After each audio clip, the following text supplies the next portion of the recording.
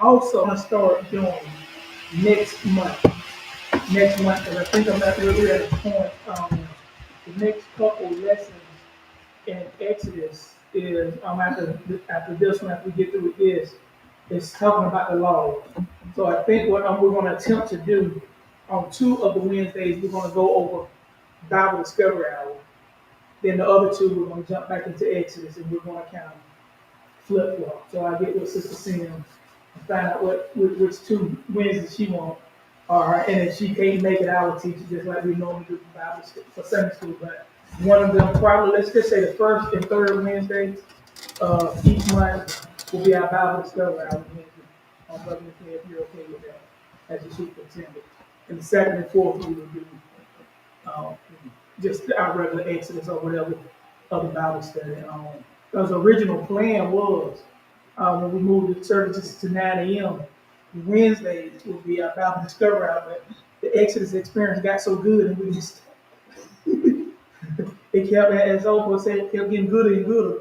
So we didn't stop it, but we're going to kind of segue and start doing both and just see how that goes. And let us get into Exodus 20 tonight. And it should sound familiar to you as we start reading it. So Exodus 20, I'm not sure where I'm going to stop it right now. But Exodus 20 from the New International Version says, "And God spoke all these words. I am the Lord your God, who brought you out of Egypt, out of the land of slavery. You shall have no other gods before me. You shall not make for yourself an image in the form of anything in heaven above or on the earth beneath or the waters below. You shall not bow down to them or worship them, for I, the Lord, your God, am a jealous God, punishing the children of the sins of the parents to the third and fourth generations of those who hate me, but showing love to 1,000 generations of those who love me and keep my commandments. You shall not misuse the name of the Lord your God, for the Lord will not hold anyone guiltless who misuses his name. Remember the Sabbath day and keep it holy. 6 days you shall labor and do all your work, but the Sabbath day is a Sabbath to the Lord your God. On it you shall not do any work, neither your son or daughter, nor your male or female servant, nor any animals, nor any foreigners residing in your town. For in 6 days the Lord made the heaven and earth, the sea and all is in them, but he rested on the seventh day. Therefore, the Lord blessed the seventh day and made it holy. Honor your father and your mother, so that you may live long in the land the Lord your God is giving you. You shall not murder, you shall not commit adultery, you shall not steal, you shall not give false testimony against your neighbor.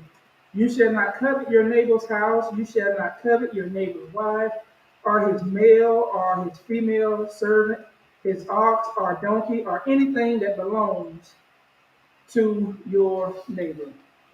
I'll stop right there, and that was the first 17 verses of Exodus. That should sound familiar.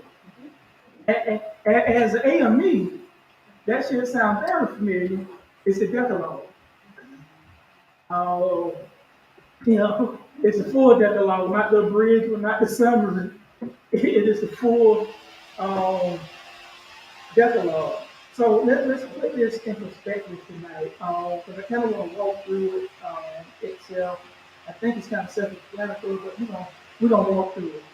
Remember last week, all right, if you had a chance to read Exodus 19, the children of Israel had made it to Mount Sinai, or the base of Mount Sinai. They camped there. So for the next 3 years, for a while, at least the next 3 months, they're going to be here at Bethlehem Campground. So last week we talked about how Moses went up. God told Moses to prepare the people because he was going to speak to them. Go ahead and get them clean, go ahead and have them fast for these 3 days. So he would speak to them. But he also told Moses, don't allow, well, he went up, came back down, told the people to prepare themselves. And as they got ready to prepare themselves, Moses went back up. Thunder came, the mountain was full with smoke and fire, and the whole mountain shook, and the people were afraid. God said, do not be afraid. Moses went back up. After Moses went back up, him and the Lord was having a conversation. He told Moses to come back down. So these hard-headed people won't get curious and try to get a glimpse and touch the mountain and die, because you know how we are. And I made this comment last week. It's funny that I made it because I saw it happen the other day at work. I made the comment, you know how we are. We know a bridge is out. And they got the road blocked out. But we just got to creep around it because we want to see what the bridge look like being out. And then get in trouble because we fall or something happens, then we're mad. It was funny that I mentioned that on last Wednesday because I mentioned that because this week, yesterday, we were talking to some of the linemen and they had a roadblock up, and the car just kindly went on around the roadblock and landed into a big old pothole, messed up the car, and they're trying to sue the city. So, just because they just had to see go around it. So, we're at that point right now. And when we get into Exodus 20, the Lord is still speaking to the people from the mountain. And I want us to notice something here, and it kind of put some stuff in perspective for me as we've been going through the Exodus experience. Because the first thing it says right here, and God spoke all these words. And normally when we heard that, okay, God spoke these words. Especially when we get, for me, let me just do it for me. Growing up in the AME Church, I was in the AME Church. Anytime I heard God spoke all these words, it's bad, okay, God was speaking these words. And I'm always reminded of what Tyler Perry said when he was dressed as mother. He said he opened the Bible, and they said everything was in red was what Jesus said. He closed the Bible, and he said Jesus was talking too much. So, but everything, and anytime I hear God spoke all these words, okay, God is just speaking. But I want us to think about something right here. How many times in this Exodus experience, or throughout Exodus, have we seen the people accuse Moses? For everything that's been happening, they've been accusing Moses. Right? During the plagues, when we go back to the plagues, Pharaoh didn't accuse Moses, but he didn't believe God. He always tried to outmaneuver, outsmart, outcome God, and was punishing Moses and the people for doing it. When Pharaoh took the took the straw from the people, they accused Moses. When it got to the point to where they got ready to leave and got to the Red Sea, they accused Moses. When they got to the point, got past the Red Sea, and got thirsty, they accused Moses.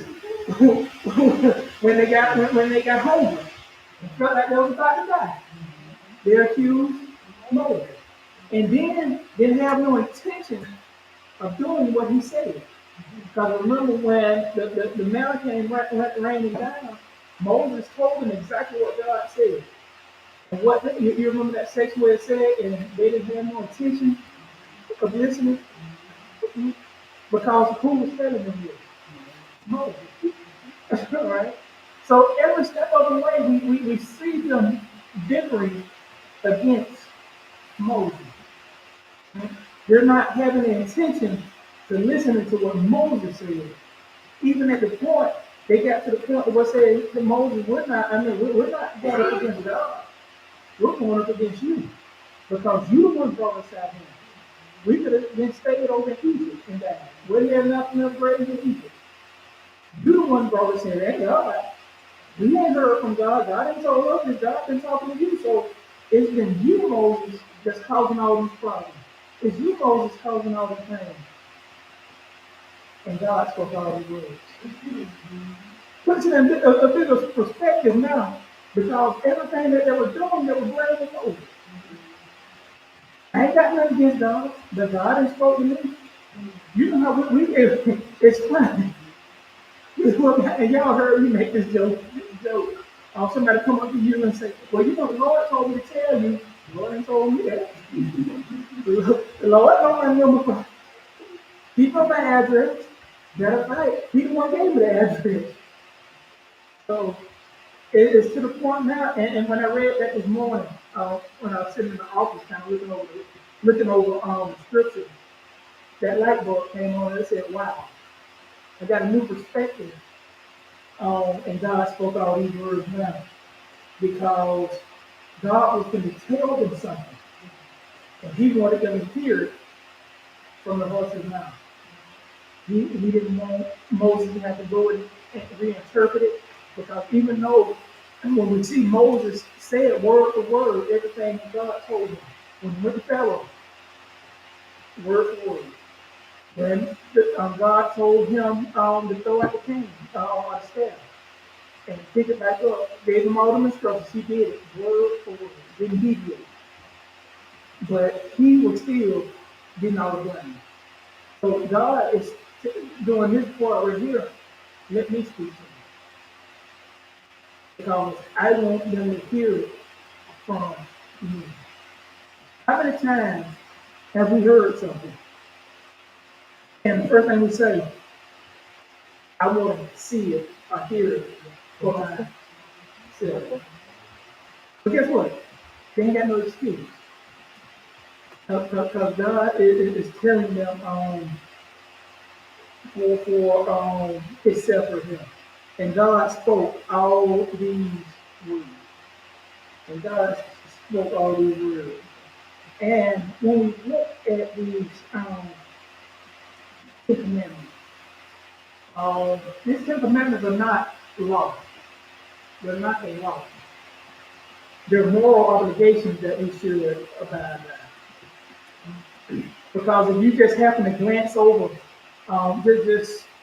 we haven't got there yet, but just glance over to Exodus 21 for a second. Just move over Exodus 21. You know that first verse in Exodus 21 verse 1? These are the laws, depending on what version you're reading from. These are the judgments, these are the laws. Yeah, right? And then when you go, if you look at Exodus 21, 22, 23, 24, 25, on forward, and maybe to Exodus 32, I have a little bit different number.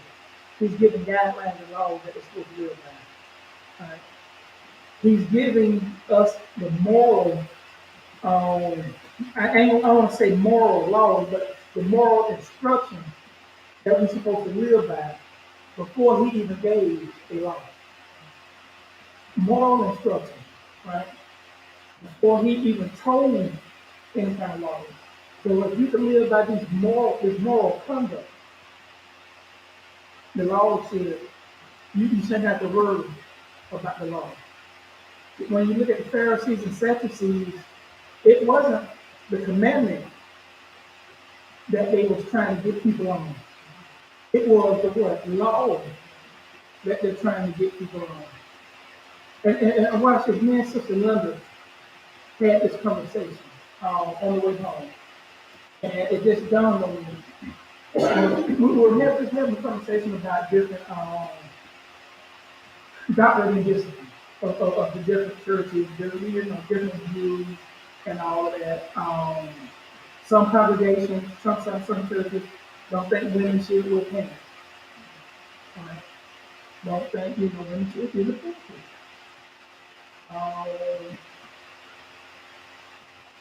It's different things and all of that, right? They're basing that not on this moral, not on these Ten Commandments, They're basing it on some type of law that has been said in Deuteronomy Numbers, right? That women should dress like men and men should dress like women. Right? But and I asked her this, and Sister Linda, you don't mind me sharing this conversation with you? No, okay, because they told me I need to stop, doing that. But you don't mind sharing the conversation? No, okay, No, thank babe. you. Hang on. No, babe. I don't. And I know you. We were here, telekinesis. But I asked her a question. I asked, what ladies when they wear pantyhose or stockings, what they're mostly cotton or whatever, right? Then I said, well, if they're wearing undergarments, it could be satin, it could be lace, it could be something else. Time you walk in the church with cotton and satin, you can mix this in. But the Bible says in the Old Testament, you shouldn't mix in. But you just telling me you shouldn't wear you can't wear pants in church, and the first lady is sitting there while the pastor's saying you can't wear pants in church with a satin hat, a cotton jacket, velvet pants, a velvet skirt. But you telling me I can't mix in? Then y'all got the audacity to serve crawfish and oysters in the dining hall. I'm sorry, Sister Britt. Don't you do that, Sister Britt. They're oysters in the dining hall. But it said we shouldn't eat shellfish. But you telling me I can't eat, I can't wear this in the church. It was never, the Pharisees and Sadducees never based us on this moral Ten Commandments. They based stuff on other laws. And because of that, they got so focused on law, the moral obligation that was given, they threw it out the window. Martin Luther King, in the letter from the Birmingham jail, said they asked him why did he. The reason why he wrote the letter because it was a preacher or some preachers said they can't believe why he was disobeying the law. And summing it up, he said some laws are unethical, and I have a moral obligation not to obey the laws because they're unethical. You have to realize some people don't worry about ethics. They don't worry about what's right or wrong. All they want to see is black and white. And that's that law. And that's why Jesus had to come. I didn't come to condemn the law. I came to fulfill it. But you notice he never said I didn't come to condemn the commandment. Because even when we're getting that, even when that lawyer asked him, what do I must do? What is the greatest of these two commandments? Then that's when we get the Decalogue agreement. You should place no other God before and love thy neighbor as thyself, and place no other God before him. Moral obligation. So when we get to this point, God is speaking to them from a moral standpoint. Before I can even give you a law, before I can even do that, I need to give you some morality to live by. I need you to give you some that I already know. I already know you finna disobey. But I need to give you these moral guidelines because if you can just focus on these, a law is gonna come. But there's a moral standpoint that we should live by. And the more and more I think about it, that's I feel. This is me speaking. I feel like that's why a lot of church folk get a bad rap. Because we're not living morally. We're living lawfully. We want to live by what the law of the church says, but not our moral obligation to the church. We want to quote the doctrine in this one, but we don't want to live morally by it. We have this tendency to always tell people what the Bible says, but we also have a moral obligation to help that person because it says, love thy neighbor as thyself. That's moral. It's not a law. That's moral. and we don't want to do it. We will look over ethics. Yeah, there's laws on the book that say, and honestly, the more and more I think about it, when you look at stealing and robbing from stores and all of that, they have laws for armed robbery. They have aggravated assault. They have all of that. Right? I don't say nothing about robbing. It said that's not steal. Take anything that don't belong to you. It didn't say if you steal, you get 10 years in life. They didn't say if you steal with a gun, that's a felony, that's assault with a deadly weapon. Don't steal. The moral rule is don't take anything that don't put. We'll get to that. I'm getting ahead of myself. But it is moral. It is moral, and we be so focused on the law of the church and the law of the land, and we don't help people when they're down. Right? Because those are not saying, since they can we do something? It's saying we take to the board. We take to the board. When somebody say, our bylaws say they can meet this obligation, that, and that obligation. They ain't part of the church. They ain't never been to the church. Morally, church is for everybody. Yeah, we have these laws, but sometimes you got to go away and do what's morally right. I do another example. When COVID hit, and we didn't have, I don't think we had too many deaths or burials because of COVID, but it seemed like when COVID hit, people were dying to get out of here. They didn't want to deal with COVID. I know I shouldn't say it that way, but we have a lot of people transitioning. And I think I personally waited about 3 burials itself didn't get any charges. I know what our law said, I know what our bylaws said, but morally during that time, I waited. So sometimes we do stuff to go away from law because it's morally wrong. Because I'm loving my neighbor as myself. And I made another comment that I definitely got to go on. I'm not even make the first one. I made a comment to Sister Linda after me and Brother McKay had a conversation about the Jehovah's Witnesses. Brother McKay, I went and looked at like 5 years. Do y'all know? I'm sorry, I got to get off subject. Do y'all know Jehovah, the temples don't have no windows? Do y'all know that? Now you can start looking. You can go right up that house.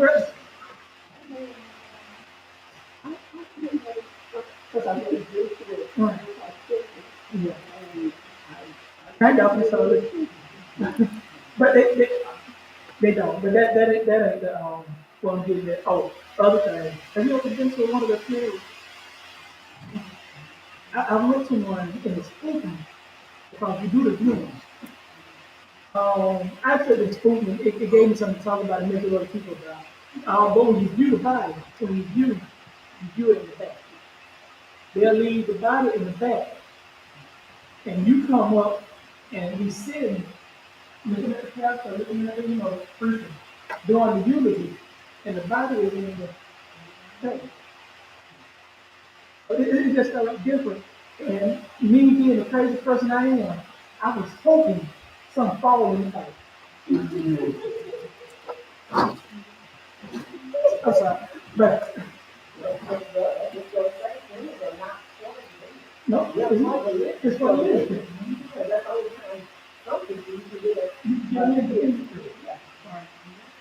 And I say all this to say this, and this is why I say I believe that after reading this, we got some work to do as Christians to get back to some roots.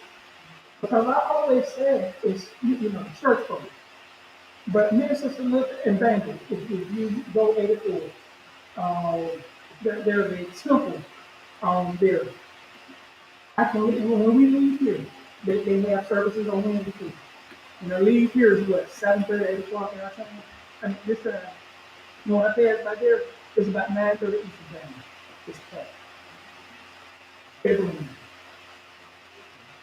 Every week. So, um, I used to say we had this conversation that it's the black church, black that's struggling. Black. We black folk don't know how to act. But I got some of my white counterparts, they're struggling too. The difference is they keep theirs inside the four walls. We take ours out to get the street committee involved because we want to be right. So I'm starting to realize it's not a black thing, it's not a white thing, it's a Christianity thing. Because Christian folk don't know how to act because we're still trying to do stuff lawfully and not morally. So when you look at the Israelites, they didn't have no moral to them. So that's why God is giving them the moral law right now. So, and not only that, He's telling them, I'm speaking. I need you to listen to me. I don't want you to misinterpret it. I don't want you to say, well, Moses said it this way. Well, Moses didn't tell me that. I didn't hear that. You hear it from me. And God spoke all these words. Not some of them, all of them. And the first thing He said, I am the Lord your God. Then He reminded them what He did for them. See, the Lord wanted to remind them who He was before He gave them the moral law. I am your God, who brought you out of Egypt, out of the land of slavery. I could have left you in Egypt. I could have gave you this in Egypt. I could have gave you this in a time where you was at your lowest point. And if I'd have gave it to you then, you might have not even had the opportunity to make it from your lowest point. But I wanted you to see where I could bring you from. I wanted you to see my power. I wanted you to see what I do to all those other folks that don't believe in me. I am your God. And because I'm your God, I brought you out of the land of Egypt. I brought you out of slavery. Because He's our God, He gave His only begotten Son. He gave His only begotten Son because He loved us so much. He brought us out of so many situations, so many circumstances. I mean, think about it. Think about the year you were born.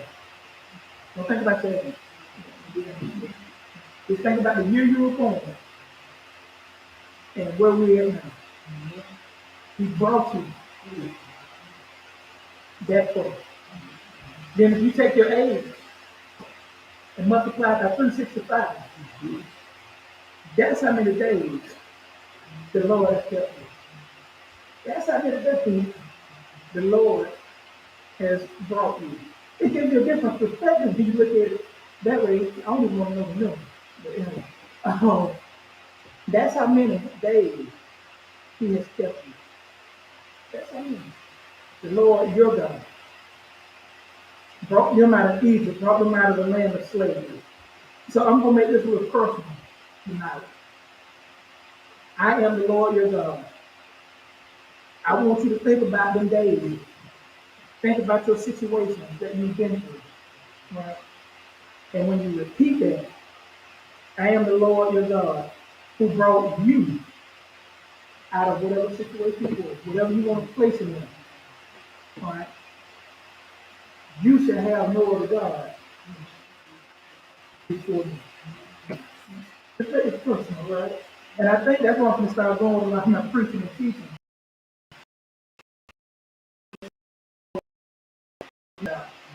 And put our names in. But When you think about that, out of the land of Egypt, out of the land of Satan, you shall have no other gods before me. Which means this right here. He knew during that time, in ancient times, there were other gods. Because remember when he did the plagues, he was showing not only Pharaoh, he was showing the Egyptians and the Israelites the God of the Nile. Ain't got no power over you. Remember, frogs were considered some type of a god. Didn't have anything over me. God of lightning, God of all of it, has nothing over me. Put none of them before me. So when we look at this in this standpoint, we make it personal. He's not saying you can't have the money, you can't have the clothes, you can't have all of this stuff, right? Do not put it before you. I understand, Israel, you're living in a time that people gonna come up and say, what about this God? What about the goddess of this? What about the God of this? Yeah, okay, recognize them. Okay, give them their just due. But you can't put them before me. You should have no other God before me. And I had to think about that, right? But look at the word. You have no other God, what? Before me. He didn't say you should have no other God. Right? You should have no other God before me. You shouldn't have anything that comes before me. Mhm. I understand. And this is talking to Israel. I understand. You're living in a time that people are going to have all these other false gods. God of Baal, which represents the God of money, the God of finance, God of sex, God of the rain, God of all. I understand this journey that you're going on. You're going to face people that are going to believe in other gods. Don't fight it. Don't contradict it. You just don't put them God before your God. Because guess what? They're surely not putting my God before their God. So he's saying, I understand there's going to be other people, other gods. Just don't put them before me. And once again, when you look at that, we call it idolatry. We idolize and stuff. All right. So when he says, don't put no other gods before me, if we're putting anything before him, work, finances, relationships, clothes, I would say money.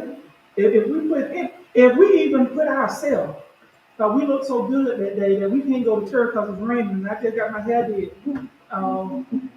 So, Sister Linda just did my hair and it's already tight and all that. I can't get it wet because I got to make it last. I ain't coming to church. I just put you just put something, you just put idolatry before, you know. He didn't say you can't like all that stuff. You can't enjoy that stuff. He said just don't put it before me. Once again, when we look at the Christian folk, right, they interpret that you can't have that. Because you put it before God, you know. Why are you choosing a job that's taking you away from church? Right? That's a debate. I don't want to get into that because that's a debate for another time because y'all know what Pastor believes. But the Lord has blessed you with it. Still make time for the Lord. Because we got other avenues now that you can get in. Right? You got other avenues and no excuses. And let me just say this, put this out there. 90% of the members that were coming on a regular basis, that job has taken them away, they got promotions or something like this. 90% of them text me or call me on a regular basis. Well, I can't make it. Well, I don't know what to do. Pray about it. The Lord bless you with it. Um, He'll make it work. If the Lord will bless you with it, you still paying, you're able to do your time, you're able to do stuff, you're able to look at the Facebook, you're able to do this. But some church folks say, you don't need that job. It's making you working on Sunday. Well, why you took that job? Once again, what does that do? That pulls that person, I give them a bad taste of not the church, well, I ain't gonna say of not Christianity, of not of Christ, but of the church. So, once again, okay to have, just don't put it before you. Right? So if you notice, the first thing he did right here was tell them who he was, remind them of what he did for them. Right? And all I'm asking you to do is not put no other gods before me. Right? Then he goes on to say, you shall not make for yourself an image, the form of anything in heaven, above, or on the earth beneath, or in the waters below. First thing, you should not make an image, create an image itself. Somebody to ask. So that means my great grandma, my grandma, they had that picture of Jesus up on her wall, right? And below it, they had the Bible that was open.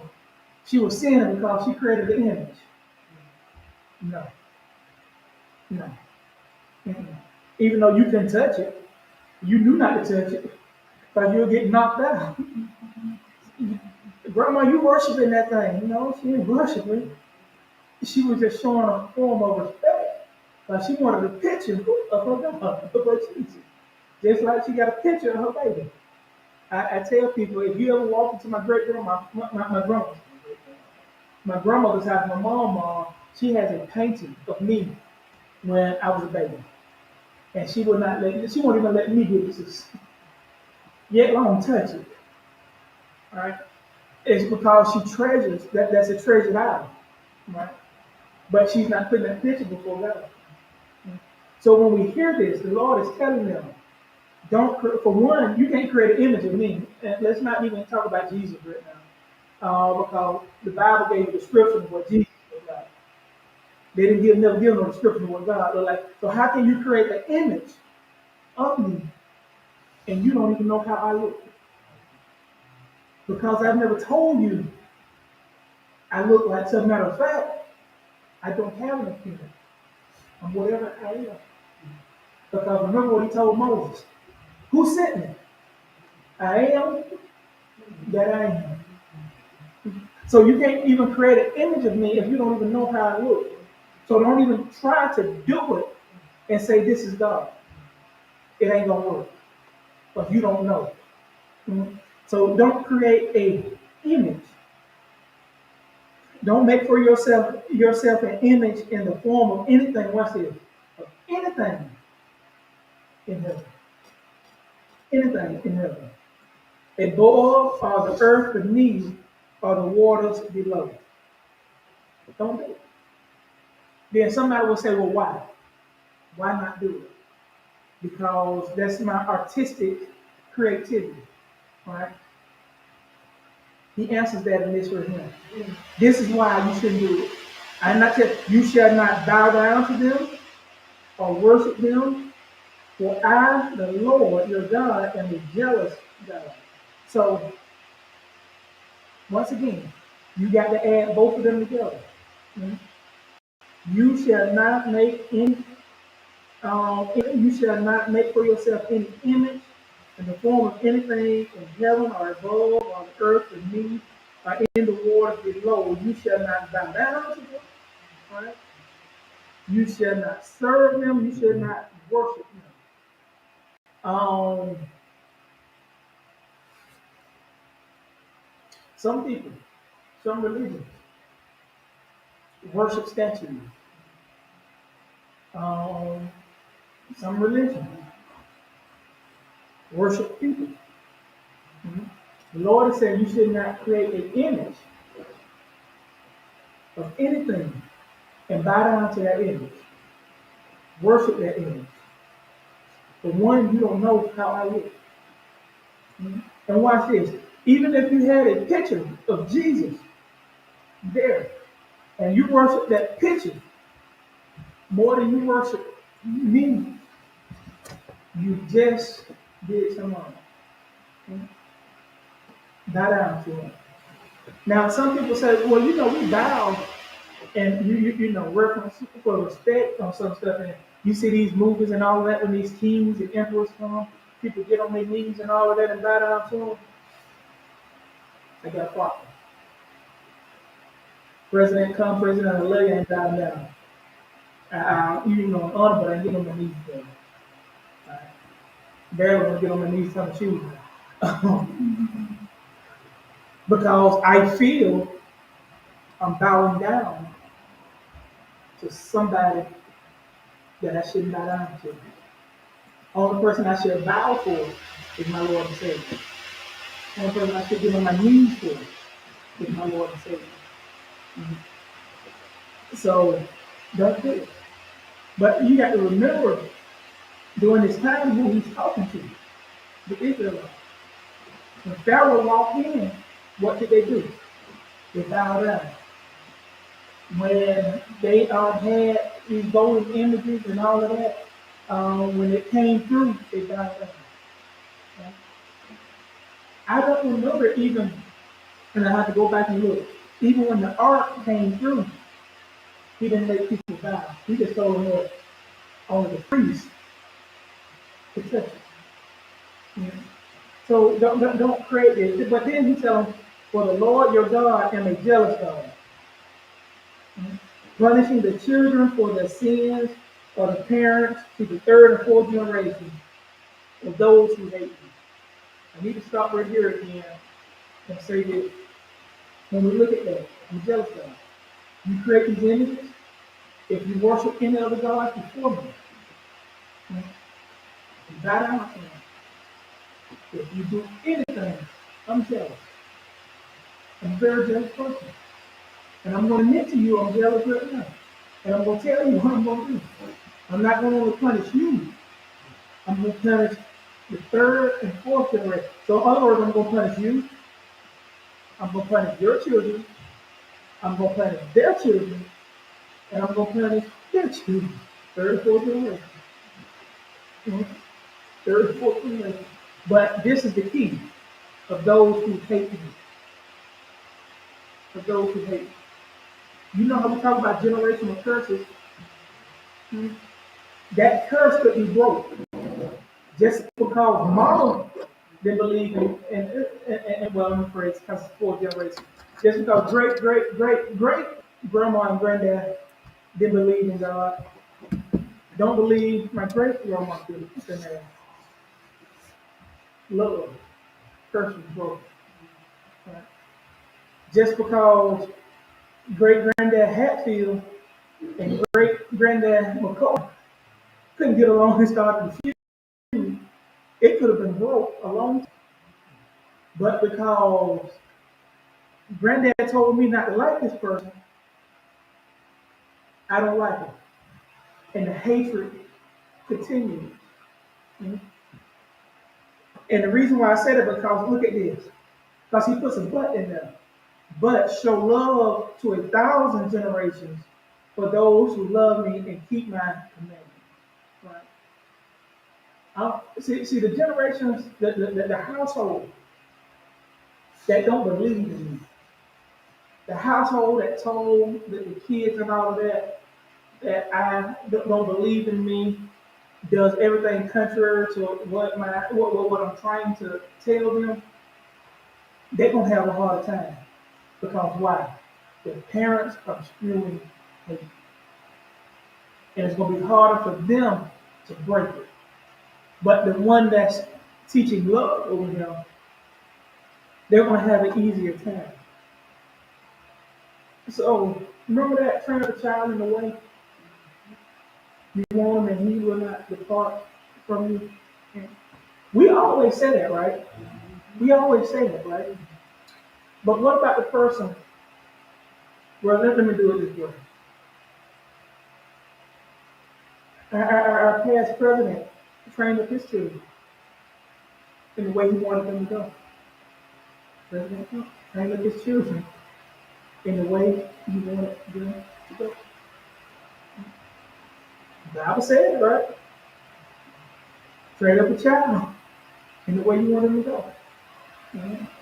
You look at some of the radicals. They train the child up to hate people because of color of their skin. Then they train them up the way that way. They train up a child the way they want them to go. Right? So once again, this when we look at it, that was way in Proverbs. God is giving the moral law right now. Right? The moral law is if you're training your child to hate me, it's going to be harder for him because I'm going to curse them from generation to generation to generation. We might not see it happening because all we see is Trump Towers going up. All we see is he can get away with tax return and I can't even spell my name wrong on mine until they come after me. He's going to get it. But for those that love me, for the ones that love me, I'm going, but watch this. I got to say, but show love to the thousands of generations of those who love me. But what does it say after that? And keep my commandments. See, it is one thing to love the Lord, right? It is one thing to love Him. We can love Him, but are you keeping His commandments? Love is, and you know how we say love is just a whole other word, right? Without action behind it, there's nothing. You always say, yes, I'm going to love you, but I need you to do something. Keep my commandments. When we look at us right here, once again, I said we're going to make it personal, right? When it says, I'm a jealous God, punishing the children for the sins of their parents, put all your children's name in there. Then put your name. For the sins of me. Right? I'm a jealous God, punishing Jaquel, Precious, and Jasmine for the sins of Chris. It has a different feel to it, right? It has a different feel to it.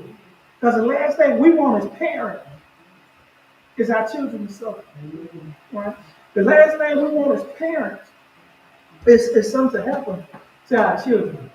And I know I'm about through, but y'all bear with me for a minute because it just started. So keep the young man from Buffalo tomorrow in your prayer. Football collapsed on the field, like football. Had to provide CPR.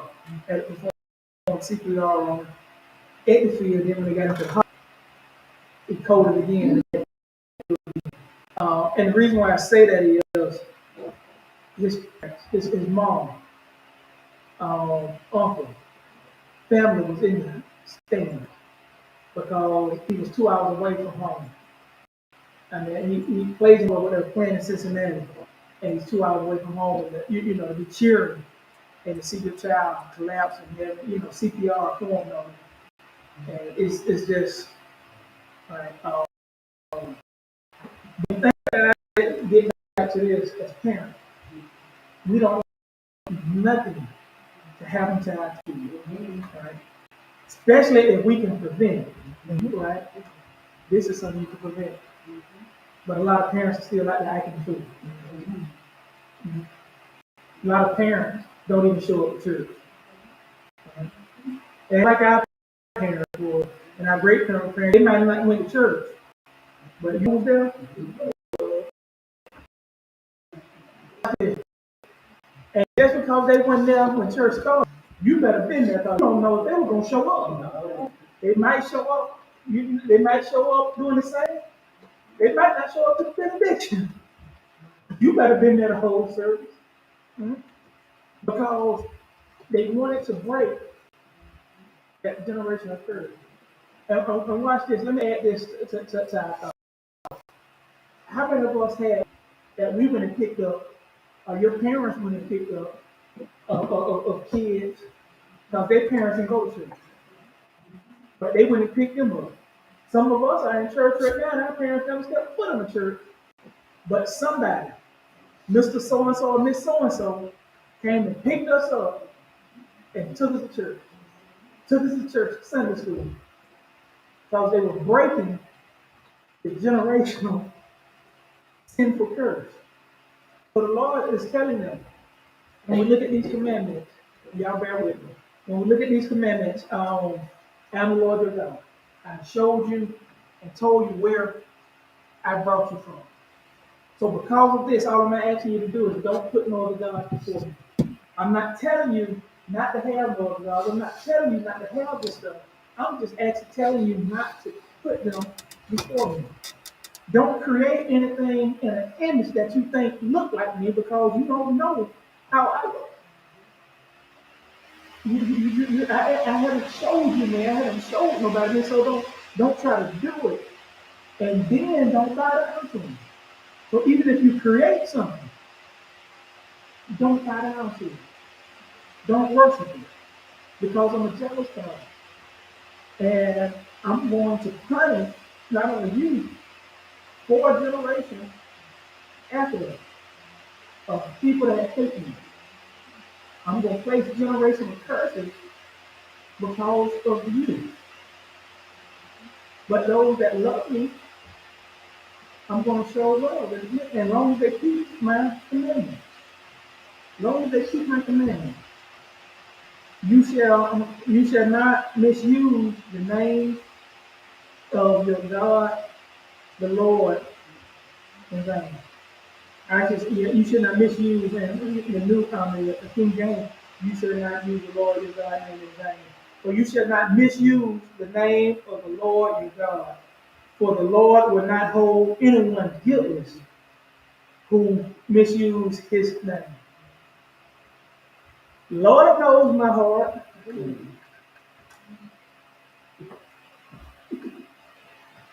But then, well, let's just do it the way it's normally, right? Because that's not really using the Lord's name in vain. I misuse it, because Lord does know your heart, right? I said, Dad, I really wanted to do that at church. You know, the Lord really knows my heart. You just misuse what called you didn't have no intention of being in church. No intention of being in church. All right? What else on this with? Anytime you use the Lord's name and misuse the Lord's name, um, cursing, mm, telling people the Lord told me to tell you. I'm trying to think of some other way, and yeah, that's it. You know, a lot of people say got dogged, right? But we don't say got dogged. We say the other word. And if you really pay attention, they ain't saying God. Because they're saying a lot of people, when they did in the old days, they say G-O-D in the rest of it. Saying, basically, God, I want you to damn this. I want you to curse this. That's where that term, but that's using the Lord's name in vain. That's misusing it. And watch this. When we hear it, once again, these Christian folks, right? But you got to go by law. You shouldn't say that. You shouldn't do this. It ain't God. It ain't right. God said, will not hold anyone guiltless who misuses my name. God said, you ain't got to do that to them. I got it. If they want to say the Lord knows my heart, that's fine. That's fine. And I'm gonna be real. If they want to continue to curse in my name, no. You just separate yourself from it and don't you do it.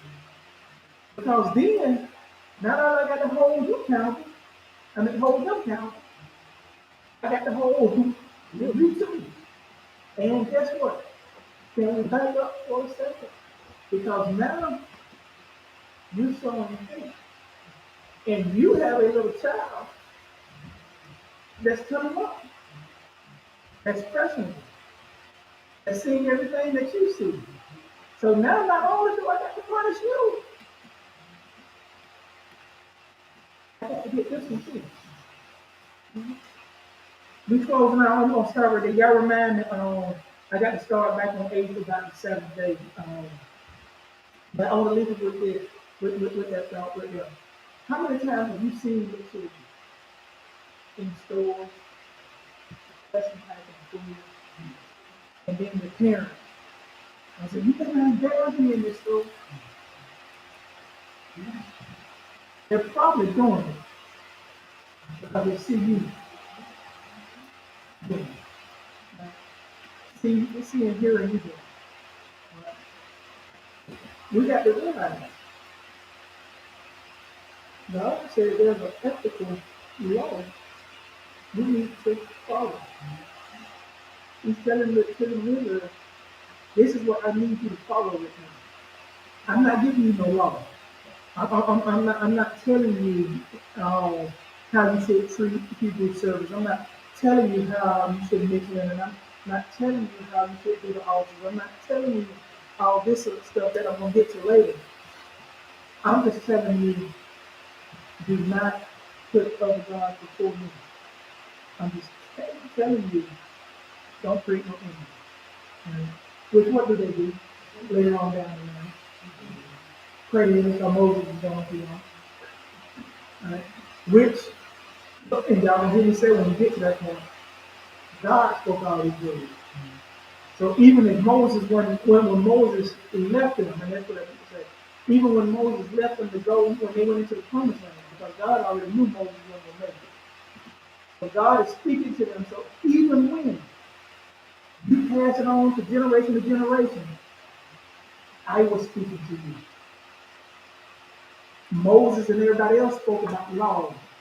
I'm speaking to you about my moral, ethical standard. And we still morally get it wrong. So the rest of this week, rest of this month, rest of this week, so right now I'm going to give y'all some homework. From this Wednesday to next Wednesday. Try to live morally. Try to live morally. What that means, love that neighbor. And love yourself. Put no other gods before him. In other words, if we're trying to live morally right, we're trying to put no other gods before him. That means every morning we wake up. As hard as it may be sometimes, we need to give him thanks before we even pick up the phone. Because technically, if we're not giving him thanks before we pick up this and look at seeing what things are going on, we just put something before him. So I guess what I'm saying here for the rest of this week, just thank the Lord time. If you can remember, try to make it a habit this week. Time you open your eyes. Lord, I thank you. Holy Spirit, I thank you for awakening me this day. You know about your thanks. But you can give him thanks. You gave thanks. You ain't putting in the this week. Just try it. I'm talking about me too. Just this week. Just try it. We thank you all again. Thank y'all for staying 10 minutes late. We ask you to keep all those in your prayer. Like I mentioned, young man, but anybody that was watching it saw it happen. And not only that, I'll say this. Then we're gonna have brother play the closes out. I told somebody at work, when you seen the players in action on both teams, you seen the fans in action. Um, you seen people come together. You seen them come together. He had a toy drive charity that he tried to do. Been raising 60,000 a year since he's been in the league. Overnight. 5 years. When you take politics, when you take race out of the equation, this country has a genuine love for each other. But the problem is, we allow outside influences to take us away from the love of Christ. We allow outside influences to take church folk. Well, let me rephrase that. To take disciples and turn them into church folk. It just shows when you take politics and you took all of that out, how many people banned them. You still had some crazy people here and there making some crazy outlandish covenants. But two teams that don't like each other, fans don't like each other, gathered at the hospital. People that don't even know this man came from that saw it on TV, saw the Monday night game, took off work. How many people you know gonna take off work? They go somewhere and sit at a hospital, can't even go in and pray. And pray. Didn't matter what religion they were, they pray. That's what it's called about loving their neighbor as they love themselves. So when you take all of that out, just take all of that out, you see how strong this country can be. But why does it take tragedy for us to get that way? Last thing I'll leave with that, I think we got to go through it, but before you understand it, why do we have to wait for funerals to come together? Why we got to wait on tragedy to strike our family for us to come together? Take the politics out of it. Take the hatred that you had way back or somebody had for you and show love. And also, anything from anybody? Here we go. Brother K, close it out. You come to a closure, turn up all the years. You're going to thank the Father for you considered by the heart of the Spirit. Thank you for coming to Father for understanding and the sincerity word that you may go strong in the name of Jesus. For that time with us. And you can call back to your city and go to this people. You can city with the same time that we have to come to that church. And that time with us. Then I tell you to stick with you. One hospital, one from a different house. Take people on everybody and then you can see them there. The impact, the clear over the increase and all the strength and the way we use time. The family that come in. You have a blessing that's on the Jesus. Amen. Amen.